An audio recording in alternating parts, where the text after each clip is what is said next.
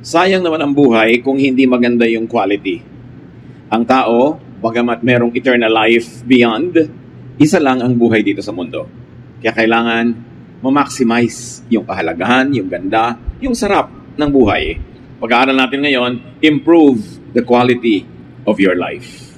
Marami kasi mga buhay, sayang, kulang, at parang hindi natutupad lahat ang kalooban ng Diyos sa ating buhay. Salamat, Ama, dahil mahal niyo kami. At dahil dyan, gusto niyo kami na magkaroon ng buhay na matiwasay, maayos, maganda, kaiga-igayang buhay. Sa aming pagtitipon ngayon, Panginoon, nawa magpagaling kayo ng mga sakit ng aming isip, ng katawan, ng espiritu. Paging dapatin niyo kaming tumanggap ng pagtuturo, pagtutuwid, pagpapalakas, ng mga bagong pananaw na lalong magpapalalim ng aming pag-unawa sa inyo at magpapataas ng antas ng aming kabuhayan. Lord, be our speaker, move among your people, teach us, inspire us, lead us unto a greater life. Use your servant as your instrument, but be the speaker. May your voice be our medicine, our food, our drink, our energy. Father, we praise you. We thank you. And commit everyone to your care and teaching. In Jesus' name. Kumusta po ang quality ng inyong buhay?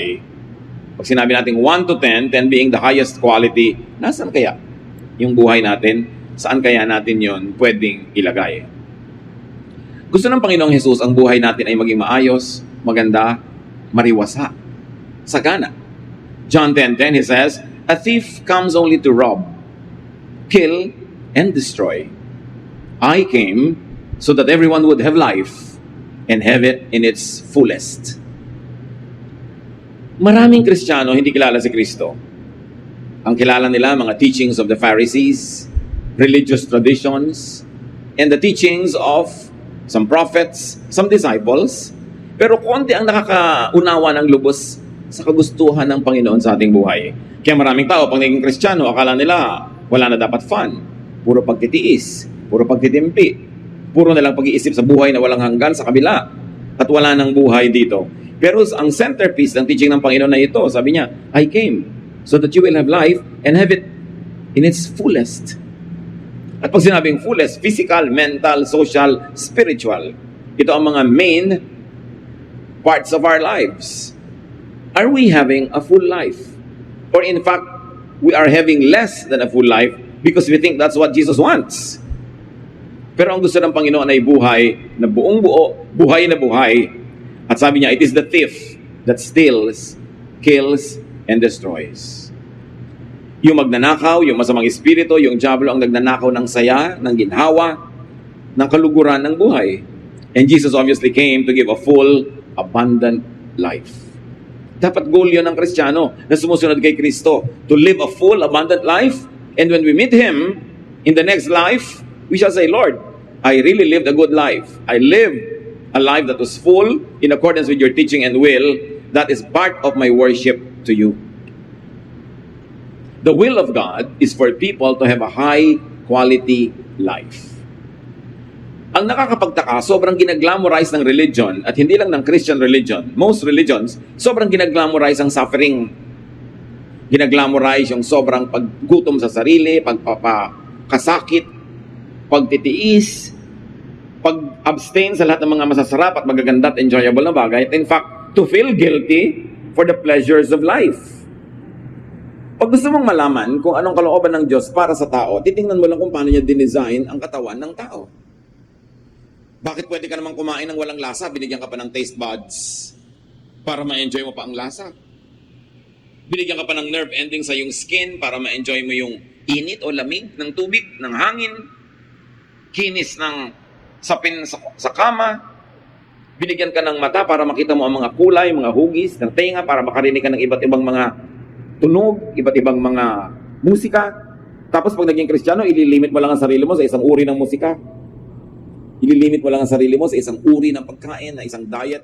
Parang nadadaya yung tao. Pero yan ay turo lang ng relihiyon, hindi yan ang turo ni Jesus. What we should do is to put Christ back to Christianity. The Christ who likes us to have a full life. Now, how to improve the quality of your life?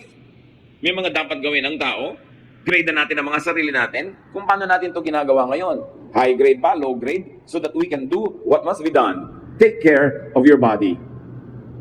The quality of your life is determined largely by your health. Kahit gaano ka katalino, kadakila, kahit gaano katayo yung mga pangarap, at gaano karami ang pwede mong magawa sa buhay, pag nalobat na yung katawan mo, lobat na lahat. Goodbye pangarap, goodbye plano, goodbye everything pag yung katawan humiga na at hindi na makakilos. 1 Corinthians 6:19, you surely know that your body is a temple where the Holy Spirit lives. Kaya dapat alagaan, mahalin, bigyan ng sapat na nourishment, eat healthful food. You are what you eat. Pag nakaharap sa iyo ang pagkain, marami kang pwedeng pagpilian kung meron. Piliin mo yung healthful. Hindi yung masarap lang sa dila. Pero pag nalunok mo na at nasa sikmura mo na, laso na sa iyong kalusugan. Bakit mga diabetic sa matitikas ang ulo, ang kinakain pa rin sweets? Mga hypertensive people, ang kinakain pa rin taba, animal fats. Hindi mabait sa katawan. Pinipili dahil oras na pumasok na sa iyong sikmura, bahagi na siya ng iyong katawan, bahagi na ng iyong kalusugan, o magdadala sa'yo ng sakit. Kaya sila Shadrach, Meshach, Abednego at Daniel, nung pinapakain sila ng very rich king's food sa Babylon, nung sila nakulong doon, anong sabi sa Daniel 1:12? Sabi nila sa bantay, let us have only vegetables and water at mealtime. Hindi naman siguro laging vegetable and water lang ang healthful, pero yun lang ang choice nila. Otherwise, other than that, yung very rich foods na of the king. 1 Kings 19:7, nung ang propeta ay sobrang nanghina na, sa gutom, sa pagod, at gusto na niyang mamatay, nakatulog siya. Soon, the Lord's angel woke him again and said, get up and eat, or else you'll get too tired to travel. Depressed pala siya, gusto na niyang mamatay, gutom lang ang dahilan. Dahil nung kumain na siya, nabusog na, naiba na uli ang pananaw. Naglingkod na uli sa Diyos. Merong mga tinatamad na sa buhay, gusto nang mamatay, o tinatamad na sa ministry, gutom lang yan. Gutom ng katawan, o gutom ng emosyon, o gutom ng espiritu. Alam na naman natin ito lahat, no? Eat healthful foods, exercise, move your body, work. The Lord designed the body to move, kaya may mga joints, may mga ligaments, may muscles, may tissues. The body is always healthier when it is moving correctly. Kaya sabi sa 1 Timothy 4:8, physical training is of some value. May halaga. Ang pagkilos ng katawan, ang pagsasanay. So you exercise, but you also never forget to play. Malaking relaxation ang idinudulot ng play para balance. Pero huwag naman puro play. Dapat work, exercise, play. Hindi kailangan laging makatuturan ng ginagawa. Pag na-enjoy mo siya, nasa-setback ang panahon ng iyong pagtanda. Yung mga sakit mo, nababawasan. Ang kalusugan mo, nadadagdagan whenever you are enjoying. Relax. Fatigue and stress opens one's life to so-called demons. Pag ang tao sobrang fatigued, sobrang stressed sa trabaho, sa opisina, sa workplace, maraming naiisipang mga kung ano-anong mga hindi magagandang bagay na paglalaroan ng mga masasamang espiritu ang isip ng taong laging pagod. Nadadaya, nade-depress, natuturoan ka maging magagalitin, mga nawawalan ka ng gana sa buhay. Pagod lang pala. Si Haring Saul, sa sobrang stress ng buhay niya, sinabi, ginulo siya ng masasamang espiritu. Bumukas ang buhay niya para siya magulo ng masasamang espiritu. 1 Samuel 16:23, whenever the evil spirit from God bothered Saul, David would play his harp. Saul would relax and feel better, and the evil spirit would go away. Pansinin niyo mga kapatid, hindi muna umalis yung evil spirit, tapos dahil umalis, nakarelax tuloy si Saul. No. Nandun yung evil spirit, pero nung siya'y nag-relax, nung bumuti ang pakiramdam, hindi natiis ng evil spirit, umalis. Kasi ayaw ng evil spirit makipisan sa taong relaxed, masaya, at payapa. Parang ipis, ayaw niyang pumunta sa kusinang malinis. Naiilang siya. So kung ikaw'y tahimik, payapa, relax, ayaw sa'yo ng evil spirit. Kasi mahirap kang dayain, mahirap kang galitin, mahirap kang takutin. Ba't siya magpapagod? E di ang pupuntahan na lang niya yung madaling inisin, galitin, paggawain ng masama, yung stressed. Kaya pag stressed ka, gutom, pagod, di ba ang daling uminit ng ulo? Ang dali mong humanap ng away. Ang dali mong mapasuong sa maraming mga gulo. Kaya dapat ang tao marunong mag-relax. Remember ha, balance. Yung iba no, wala nang ginawa kundi mag-relax. Masama rin yun. Improve the quality of your life. Nourish your mind. Payamanin ang isip, patalinuhin. Dagdagan ng alam. Luke 2:52, Jesus grew in wisdom. Pati siya nag-grow sa wisdom. Hindi niya nandun agad lahat yung wisdom. Dumating sa tamang panahon. At tayo din dapat we must grow in wisdom. Ang pananaw mo patuloy na nag-i-improve, tumataas, naiiba. What you don't know could subtract from your happiness. What you don't know could in fact hurt you. So dapat alam mo ang dapat malaman. Now, how else do you nourish your mind? You detoxify your mind from negative thoughts. Kung may maruming pagkain at panis sa pagkain sa loob ng refrigerator, itinatapon mo yon. Hindi yun dapat nasa loob. Kung may nabubulok na bagay sa kusina mo, itatapon mo yon. Hindi dapat nandun. May maruming bagay sa iyong higaan, aalisin mo yun doon. Anong inang dapat mong gawin sa maruruming isipin na nasa iyong utak? Dapat palayasin. Kuminsan yung utak natin tahanan ng napakaraming impakto. Nginangat-ngat yung utak mo, tinatadyakan, kinukurot, sinasaksak. Ephesians 4:31. Get rid of all bitterness, rage, and anger, brawling and slander, along with every form of malice. Sabi niya, paalisin nyo sa utak nyo yung mga, kung ano-anong mga negative thoughts, galit, puot, yung pait ng buhay na ang tagal lang nangyari, ayaw pang limutin, inaalagaan mo pa yung thought ng pait na yon. Paninirang puri, pakikipag-away, malisya, alisin mo lahat yan. Dahil bago mo yan magamit na manakit ng iba, ikaw ang unang nasasaktan. Kung hindi ka banal para magpatawad, magpatawad ka dahil matalino ka. Dahil alam mo na ikaw ang unang nasisira ng galit. So detoxify your mind from anger, from fear. Maraming takot na sumisira sa ating diskarte. Ni hindi mo pa naman alam, takot ka na. 1 John 4:18, there is no fear in love, but perfect love drives out fear. Our love of God, love for fellow men, love for life, love for knowledge, love for truth will drive away many fears. Detoxify your mind from jealousy. Merong reasonable jealousy at merong unreasonable. Dapat ma-differentiate nyo yan, mga kapatid. Yung asawa mo may nakakalong na iba, reasonable naman na maging jealous ka. Pero meron lang siyang katrabaho, meron siyang kasama sa isang project, wala ka namang pruweba na merong nagaganap, nagsiselos ka na, unreasonable na yon. At alam na alam niya ng mga seloso at selosa, nakakasira talaga ng pagkatao ang selos. Nang aaway ka ng wala sa lugar, sumusugod ka ng mali. Maraming nakakahiyang bagay na ginagawa ang tao nagsiselos. And also especially, rid your mind of envy. Because envy leads to many evil practices and heaviness of heart. Sabi nga sa Bible, out of envy, many people try to achieve. Not because they want to achieve, but they only want to outdo their neighbor. And where there is envy, there is every kind of evil practice. Pinakamasamang maramdaman, inggit. Ang kasunod, selos. Pag meron kanyan, maaga kang mamamatay. O buhay ka man, hindi ba lusog ang katawan mo? Hindi masaya ang iyong buhay. Detoxify your mind from pride. Pagka proud ka, you're afraid.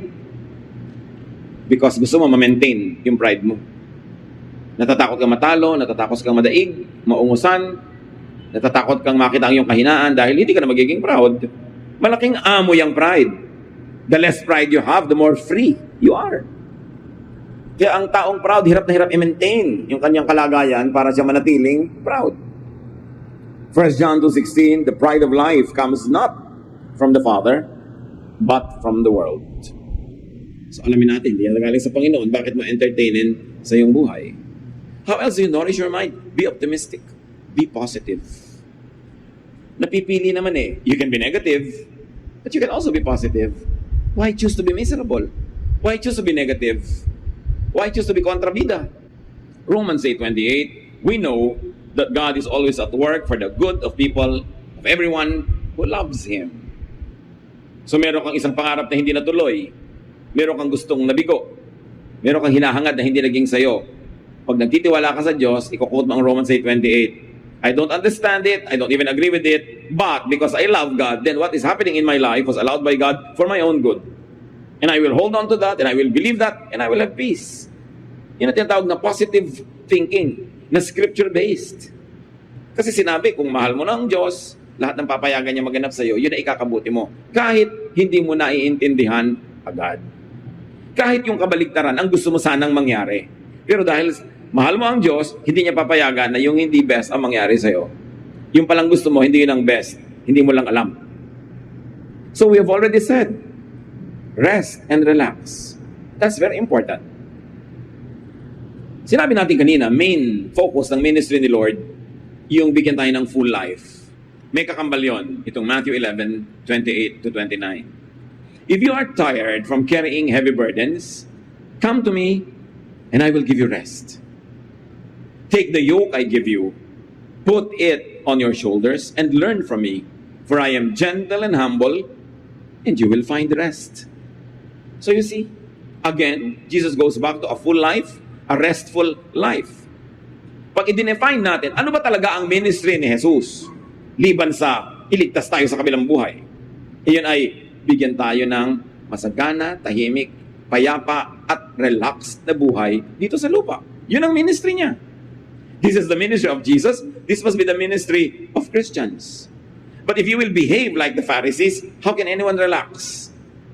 Pag lagi ka nagja-judge, lagi kang nakabantay sa kasalanan ng iba, usig ka ng usig, bungkal ka ng bungkal ng mga itinatago ng tao, who can relax? They cannot and you cannot. Therefore, hindi work ni Jesus yan. Dapat restful. Ang behavior natin yung nagbibigay sa atin ng maximum rest and also to people who are near us. Hindi nakakapagod kang kasama. Nakakailang kang kasama kasi sakal ang kasama mo, hirap na hirap. Performing because you're expecting perfection. How can you relax when you're trying to be perfect? How can you relax when people are forced to be like perfect in your presence? Kaya dapat ang tao marunong mag-control ng kanyang mga sariling kilos para hindi lang siya, pati kapwa niya, rested. According to scientific findings, your body cells obey your brain. Kaya yung brain mo, pag determined siya na sabihin, nagagaling ako, sumusunod yung cells. At tinatawag natin in a spiritualized tempo na faith. Faith heals. When you have faith, you believe in it. That's the content of your brain. Your cells will obey. Kaya yung brain mo, kung sabihin, I am relaxed, I'm going to relax. Sumusunod yung katawan. Subukan mong biglang nervousin, naninigas ang mga muscles mo, tumataas ang blood pressure mo, sumusunod din yung cells. Sumusunod at cellular level ang katawan mo sa mga nararamdaman ng iyong emosyon. So kung gusto mo na mabuti ang kalagayan ng katawan mo at cellular level, begin with your thoughts. Because it begins there. You say, don't matter what happens, I will be relaxed. Uuwi ako sa bahay, anong ine-expect kong gulo ng bahay, anong ine-expect ko na hindi nasunod na instruction ko ng kasambahay, anong ine-expect ko na abutan ko, basta I'm deciding even before I get home, nothing will move me. When you decide that way, magalit ka man ng anong nakakagulat, konti lang, hindi sobra. That's why you always decide beforehand how you would react to a situation. Ano man ang reaction ko ngayon na submission ng mga grades ng mga bata, hindi ka graduate ng anak ko dahil may bagsak, I will decide on how I will react. So that when that happens, yung katawan mo, susunod na lang. May plano ka dapat. It all begins with the thought. Kaya ang sabi sa Romans, be changed by the renewing of your mind. It begins there. Think beautiful, positive, healing thoughts. Hindi yung pastor, dito, sabi ng mga Facebook pamangkin ko, lagi po ako nananaginip ng mga kung ano-anong mga nakakatakot. Bakit po kaya? Simple lang yan. Yan ang iniisip mo habang gising ka. Nagre-reply lang pag nakatulog ka. Palitan mong iniisip mo at mapapalitan na napapanaginipan mo.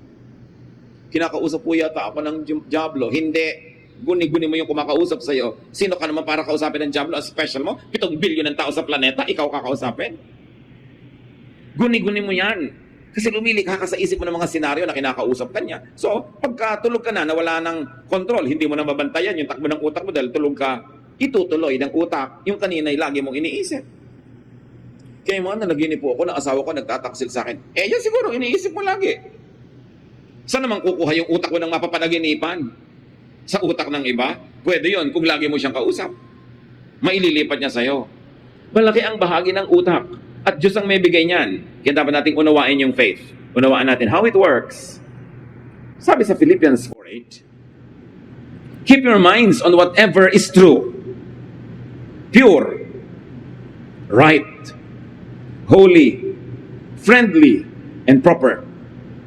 Don't ever stop thinking about what is truly worthwhile and worthy of praise.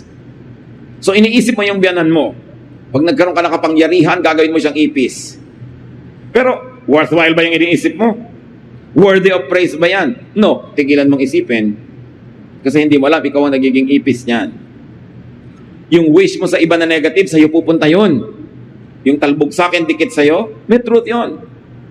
Marami kong minsan mga kapestihan ang nangyayari sa buhay mo kasi yun ang wish mo for others. Kasi yung wish mo, matutupad yun.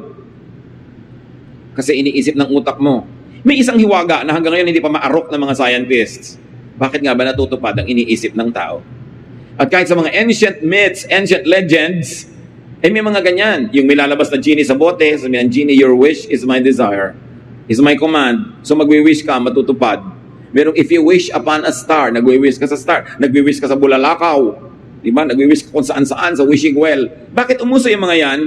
Sa palagay nyo, walang basihan? Kasi nahalata ng mga tao over time, nakolekta ang knowledge ng mga tao from generation to generation, na pag-wish ka nga ng wish, natutupad. Because there is power in prayer. And a wish is really a prayer. Kaya bantayan nyo rin kung ano wini-wish nyo, kung ano pinagpe-pray nyo, dahil baka matupad. Paano kung hindi ka pala handa sa magiging bunga ng pagkakatupad nun? Kaya sabi ng Philippians 4:8, kung ano lang ang totoo, kung ano lang ang dalisay at puro, kung ano lang ang tama, banal, mabait, karapat-dapat, yun lang ang isipin mo. Para yun ang maghari sa buhay mo. Sabi ng James 4:7, resist the devil and he will flee from you. Pastor, bakit po ayaw umalis ng tukso sa buhay ko? Hindi mo nire-resist dahil sabi, resist, aalis So balik rin natin, hindi umaalis. Bakit? Kasi welcome na welcome sa'yo. Kahit ano pong gawin ko, hindi ako mapanatag. Ikaw ang gumugulo sa sarili mo. Kasi pag niresist mo yan, aalis yan Sinabi bang fight the devil? No. Sinabi bang makipagbuno ka, makipagboxing ka, karatihin mo ang devil? No. Sabi lang resist. Sabi mo lang no, aalis. The power of the will. Bakit may power ang will ng tao? Because we were created in God's image. There's a slice of God in us. We are not the divine, but we were created in His image. The Spirit of God lives in us. Our body is the temple of the Spirit. So you think you're powerless? You are empowered. So isipin mo kung saan mo gagamitin yung power na yun. Dahil pag ginamit mo yun sa negative, kahit matupad doon sa taong gusto mong padalhan ng curse, bumabalik din sa'yo. Because what you give is what you get. What you plant is what you harvest. Mahirap ba naman yung arithmetic niyan? Kaya sabi sa Bible, what you wish that would happen to you, wish that it would happen to people. Kaya mga tao laging masama ang iniisip sa kapwa, laging may mga nag-iisip ng masama, sari-sari ang nagiging sakit. Sari-sari ang mga dilubyon dumarating sa buhay na hindi nila maipaliwanag. Kahit ang mga doktor, hindi na maintindihan kung saan kumukuha ng sakit itong taong ito. Kasi hindi lang naman tao body. Meron tayong spirit, meron tayong soul. And the sickness of the spirit, the sickness of the soul also reflects in the body. Kaya mahalaga, inaalagaan yung isip. Resist the devil. And the devil is not always yung may sungay at may palikpik at may mga buntot na yan. Kundi, evil thoughts, bad thoughts, unpleasant thoughts, evil din yan. Jealousy, bitterness, anger, envy, lahat yan, demonic. Hindi laging yung demon na sinasabi, espiritu. Meron na, symbolic lang yung paggamit ng word. So, improve the quality of life. Satisfy your needs. Hindi na dadaan sa denial. Kung hindi ka talaga satisfied, dapat gumawa ka ng paraan para masatisfy. Produce what you need. Deserve what you desire. And produce more than you need. Merong minimum amount of material supply para ang tao sumaya. Hindi mo pwede sabihin, napaka-spiritual mo, kahit zero food, masaya ka. It cannot happen. Napaka-spiritual mo, kahit wala ka na kaibigan, kahit isa, basta Diyos ang kaibigan mo, masaya ka. No, it's a lie. Laging merong minimum requirement on the physical level. Kaya kailangan marunong ka magtrabaho. Kailangan mo ng pera, magtrabaho ka. Gusto mo ng maraming gastusan? Mag-produce ka ng mas maraming panggastos. Kasama yon sa pag-improve ng quality of life. Kaya makikita nyo sa mga developed countries, sa mga rich economies, mas mataas sobra ang quality of life ng mga tao. Public life. Sa hardworking and very productive Japan, pati mga toilet seats, heated pag winter. Quality of life. Hindi yung walang toilet dahil walang pera. Siyempre, pag mahina ang budget mo, ang toilet paper mo, parang sandpaper, nagagasgas ang iyong behind kasi masyadong mura. Kaya kung ikaw ay mariwasa, marunong ka magtrabaho, pati toilet paper mo, soft as a feather. Pleasure. Dahil nagtatrabaho ka. Ephesians 4:28, anyone who has been stealing must steal no longer, but must work, doing something useful with their own hands, that they have something to share with those in need. Ito, spirituality, religiosity at its highest order. A person who stops being dependent on others, who stops living on others, and now begins to produce more than what he needs, that he has adequate excess to give away to people who are genuinely needy. Yun ang mataas na uri ng relihiyon. Huwag maging dependent, huwag maging pabigat sa kapwa, kundi lampas-lampas pa sa kailangan ang ma-produce para makapagbigay ka sa iba. Then, you will have a high quality of life. Work enough. Work more than enough. Because work earns provisions. It earns meaning and value. Work earns affirmation. Ang taong productive, hindi lang siya kumikita ng kailangan niya, tumataas din ang halaga niya bilang tao, napapahalagahan siya ng iba, tumataas din ang tingin niya sa kanyang sarili, pumapanatag ang kanyang loob, mas gumaganda ang quality of his life. Work satisfies. Kaya kailangan sariwain natin yung virtue of work. Hindi yung umaasa sa iba, sabi, they work with their own hands. Hindi yung iba ang nagtatrabaho, sila ay humihingi lamang. You can never have a high quality life that way. Ngayon, kung ang satisfaction hindi pa kompleto, how else do you satisfy your need? Learn contentment. But don't be contented too early. Magsikap ka, gawin mo lahat ng kaya mong gawin, at kung ano ang naging bunga, doon ka na lang matuto na maging kontento. Pero hindi wala ka pang ginagawa, contented ka na. Kailangan, sa may dulo-dulo yun, when you have already done your best. 1 Timothy 6:6, but godliness with contentment is great gain. Philippians 4:12, I have learned the secret of being content in any and every situation. Paano mo guguluhin ang taong marunong turuan ng sariling makontento? Yung sinasabi ng mga matanda, habang maikli ang kumot, matutong mamaluktot.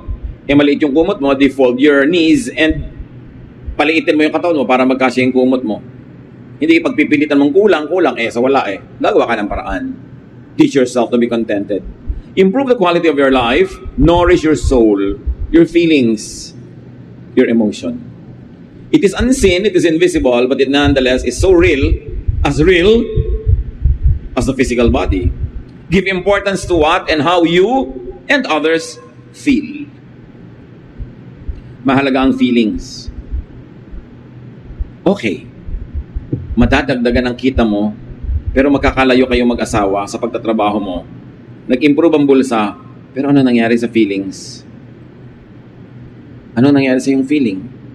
Is it worth it? May matadagdag na halaga sa inyong income, is it worth all the lonely nights? Is it worth all the aloneness?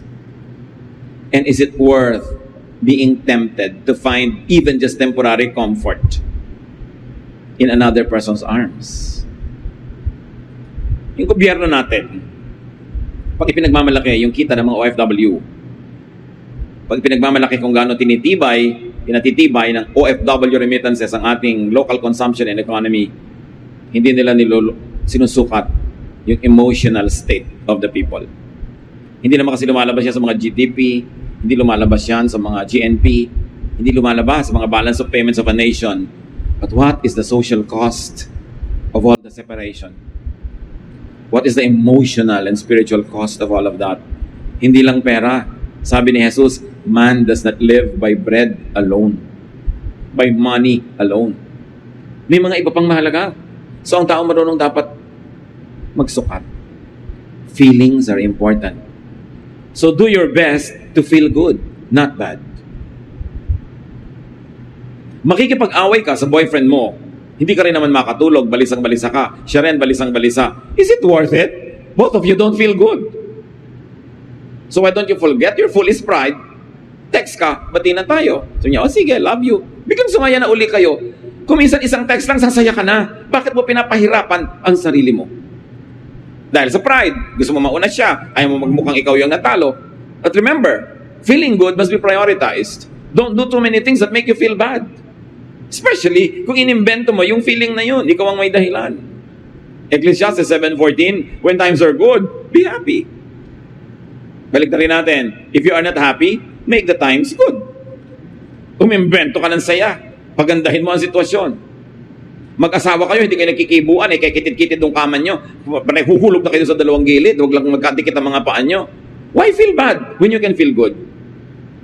Why be foolish when you can end an emotional warfare? Sometimes with just a word, a hug. Minsan isang tasang kape lang, yun lang pala, okay na. Pero bakit papatagalin ang mga away? Ba't pahihirapan ng emosyon? Tuwing nahihirapan ng emosyon, may nasisirang bahagi ng iyong katawan. At kung minsan hindi na yun nare-repair. Nourish your soul and your feelings and your emotion. Be with people you like. Be with people you love. May magtatanong sa akin, Tito, ang taas-taas po ng sweldo ko dito sa office ko, pero impyerno, everyday impyerno.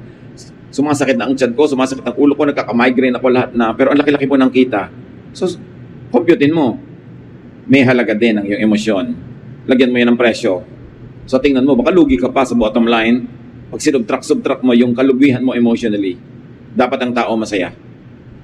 At hanggat kaya mo, sumama ka, kasamahin mo sa'yo yung taong gusto mo. Kaya mahalaga ang tao economically independent. Na meron kang pera, meron kang kapangyarihan, napipili mo ang kasama mo. Nai-improve ang quality of life pag productive ka. Kasi hanggang doon, napipili mo yung teammate, napipili mo yung ayaw mo dyan, yung gusto mo. Ecclesiastes 9:9, enjoy life with your wife or whoever. Maybe your friend, maybe your mother, whom you love all the days of this meaningless life that God has given you under the sun, all your meaningless days. For this is your lot in life and in your toilsome labor under the sun. Sabi, ang tanging share mo sa buhay na ito na napakaraming hirap, maraming balakid, maraming problema, is to enjoy life with someone you love. Tapos yung someone you love pa, yung pinaka-love mo, 30 years na kayo hindi magkasama dahil sa paghihiwalay para kumita ng pera. Naghihiwa-hiwalay ang mga pamilya. Is it worth it? Ano ba yung pangarap mo? Hindi na ba pwedeng matupad dyan na magkasama kayo? Kailangan ba talaga maghiwalay pa? Yung pangungulila, yung lungkot, yung pag-aalala, is it worth all the benefits of whatever people would like to get far away from the people they love? Be with people you love. Be with people you agree with. Be with people who agree with you. Piliin nyo yun. Meron po kaming kabarkada, laging nakakontra. Ano pong gagawin ko? Tanggalin mo sa listahan ng barkada nyo. Kaya mo markada siya sa kamukha niya yung ugali na hindi niya kukontrahin. Kaya kanya kinukontra, magkaiba kayo na ugali, ba't magpipilit kayo magsama? Sabi sa Amos 3:3, do two walk together unless they have agreed to do so? The answer is no. Two people don't walk together when they don't agree with each other. It's as simple as that. Kaya, Tito, ano pong dapat kong hanapin na quality bago ko pakasalan yung boyfriend ko? Lagi siya dapat agree sa'yo, pamangkin. Pag lagi kanya kinokontra, huwag mo siya pakasalan. All your life, kontrahan. Diba? Love na love ko po. Di ko mag-agree sa kanya. Kaya mo? Opo, kasi ang ganda ng muscle niya. O pues, mag-agree ka lagi. Maganda naman pala yung bicep. Pero huwag kang pakasal, tapos kukontra ka ng kukontra. Impernong buhay yun. Paano po kung asawa ko na hindi ko na mapalitan? Pues, ang palitan mo na lang yung ugali mo. Mag-agree ka na lang, para tahimik. Pero hindi pwede, tandaan nyo to, hindi pwede na ipagpipilit nyo magsama, tapos magkukontrahan kayo everyday. Impyerno yon. Hintayin na lang mamatay kayo bago kayo pumunta sa impyerno. Hindi yung buhay pa kayo, nadula kayo. Ba't ka i-invento ng gulo sa buhay mo? May kaibigan ka, laging kumukontra, edi magpalit ka ng kaibigan. Pero hindi kasi yung relationship namin, very mutually rewarding. Pues, matuto kayo mag-agree with each other. But remember, hindi pwede na nandyan, pero kontrahan kayo ng kontrahan. Sisirain nyo ang isa't isa. Laugh a lot.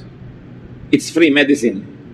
At napatunayan na ng maraming researches, marami talaga napapagaling ng mga sakit ang katatawa. Huwag lang sobra. Dahil baka sa ibang ospital ka madala, sa Mandaluyong.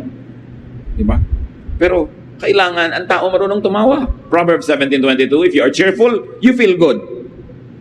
So it's good to be cheerful. What if you're not cheerful, you don't feel good? Then be cheerful. Remember this, you cannot always be happy, but you can always be cheerful. Hindi naman lahat ng nangyayari sa buhay nakakatuwa, di ba? Pero mapipili mo yung cheerful response kesa doon sa bitter response. Hindi mo naman mapapalitan. Useless na labanan mo pa, tanggapin mo na lang. You've got to enjoy life. That's what Jesus wants you to have. Enjoyment. Sabi ni Solomon na hindi naman aksidenteng pinakamatalino ng tao sa balat ng lupa. Ecclesiastes 8:15, so I commend the enjoyment of life, because there is nothing better for a person under the sun than to eat and drink and be glad. Then joy will accompany them in their toil all the days of the life God has given them under the sun. Sinabi ba niyang magtiis, no? Sabi niya, mag-enjoy ka. Yan lang ang mahihita mo sa buhay na ito. Maraming problema, maraming sakit, maraming sagabal. So tuwing kaya mo, isingit mo, ipaglaban mo, mag-enjoy ka. Nasiraan ang sasakyan, may pupuntahan kayo. Anong gagawin mo? Maghanap ka ng tindahan ng halo-halo at maghalo-halo ka. Isingit mo yung enjoyment kaysa magreklamo ka sa buhay. Always find pockets of fun. Pockets of vacation. Pockets of pleasure and happiness. At si Solomon na pinakamarunong na tao, sabi niya, yan ang pinakamabuti mong magawa sa buhay na ito. Bakit kaya pinakamabuti mag-enjoy? Kasi pag enjoy ka, enjoyable ka rin. Masarap ka rin kasama. Pag enjoy ka sa buhay, you are generous, you are kind, mapagpatawad ka, mabait ka. Kaya talaga, ministry na mag-enjoy. Pagka ikaw miserable, you cannot give what you do not have.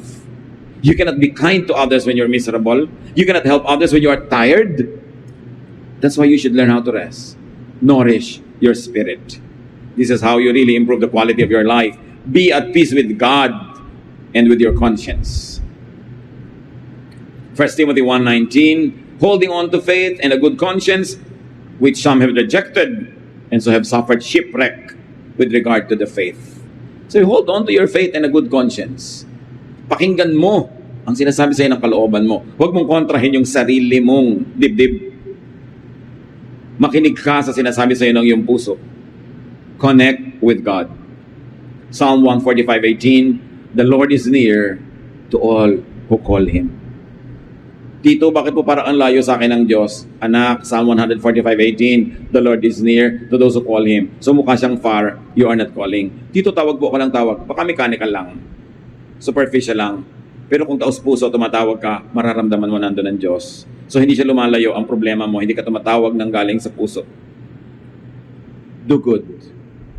Ephesians 2:10, for we are God's handiwork, created in Christ Jesus to do good works, which God prepared in advance for us to do. That's one of the best things you can do. Do good works. Punong-puno ng good works, Jesus. And how else do you nourish your spirit? Be thankful always. Be grateful. 1 Thessalonians 5:18, give thanks in all circumstances, for this is God's will for you in Christ Jesus. Be thankful. Ang reklamador hindi masaya. Ang reklamador nagagalit, nasisira uli ang kanyang kalusugan. Be thankful. Learn contentment. Do your best. And when your best can do only so much, be contented with it. Improve your quality of life. And not only that, help your neighbor improve his or her quality of life. Huwag tayo maging kontrabida, maging hadlang para mag-improve ang buhay nila. Tumulong tayo. Because what you do to them comes back to you. Panginoong Diyos, salamat po. Na binibigyan kayo ng oras na mag-isip-isip, magbulay-bulay sa mga bagay na madalas nalilimutan. Nabubuhay na lang, naghahanap buhay, pero hindi naman masaya ang buhay. Teach us to find pockets of pleasure, happiness, and fun, even in moments of hard work. Teach us, Lord, to see your blessing na kuminsan ay hindi obviously visible. Turuan mo kaming improve na aming buhay at buhay na aming kapwa. Dahil ang buhay na ito'y pahiram mo, ang buhay na ito'y gusto mong maging masaya, mapayapa, mariwasa, maunlad. Teach us to be faithful to your will by improving the quality of our lives. Pagbulay-bulayan natin mga kapatid kung paano gagawin ito in the context of all our realities. Lord, teach your people how to apply this in our daily lives.